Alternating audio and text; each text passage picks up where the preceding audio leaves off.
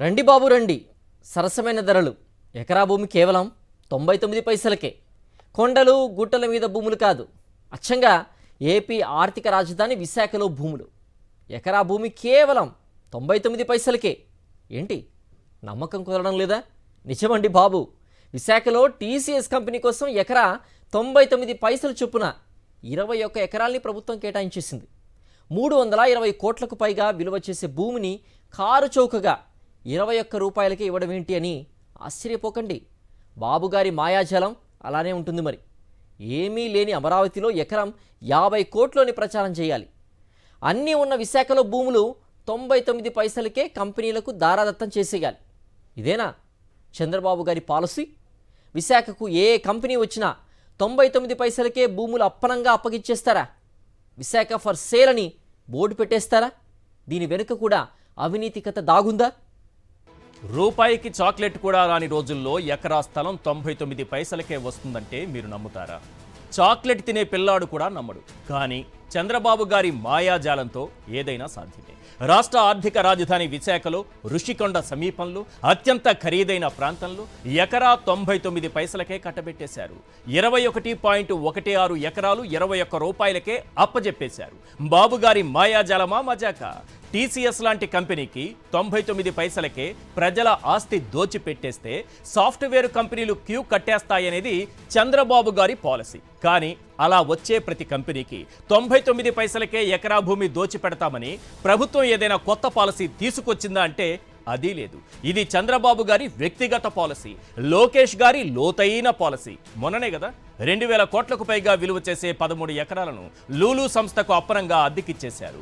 ఇదే లూలు మాల్ హైదరాబాద్లో ఓ ప్రైవేటు స్థలంలో మంజీరా మాల్ దగ్గర కిరాణా కొట్టు వ్యాపారం చేసుకుంటోంది.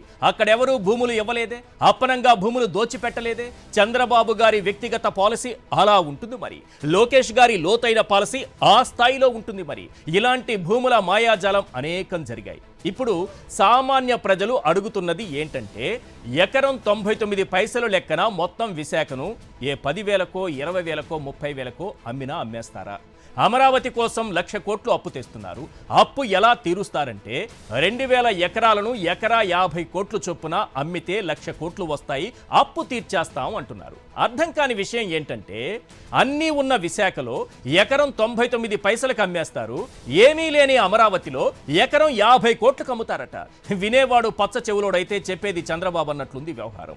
ఇంతకీ తన రియల్ ఎస్టేట్ వ్యాపారం కోసం ఒకవైపు అమరావతిలో భూముల రేట్లు పెంచుతూ, మరోవైపు విశాఖలో తన అవినీతి పాలసీలో భాగంగా భూముల ధరలు తగ్గిస్తూ చంద్రబాబు రెండు కళ్ల సిద్ధాంతాన్ని చాలా చక్కగా అమలు చేస్తున్నారా?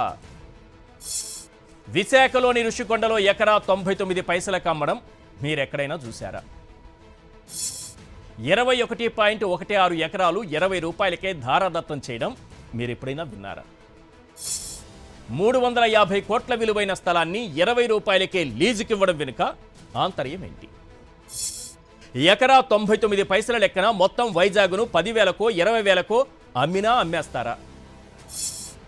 జీవోలను, సుప్రీం ఉత్తర్వులను ఉల్లంఘించి మరి ఎకరా 99 పైసలకే ఎందుకు కట్టబెట్టారు? 2,000 కోట్ల రూపాయల విలువైన స్థలాన్ని లూలు మాల్కి ఎలా దోచిపెట్టారు?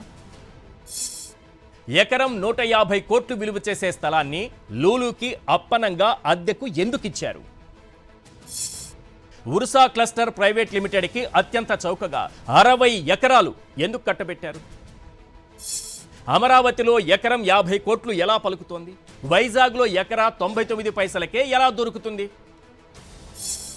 కారు చౌకగా అమ్మేసిన, రియల్ ఎస్టేట్ వ్యాపారం చేసిన బాబు మార్కు అవినీతి ఉండాల్సిందేనా?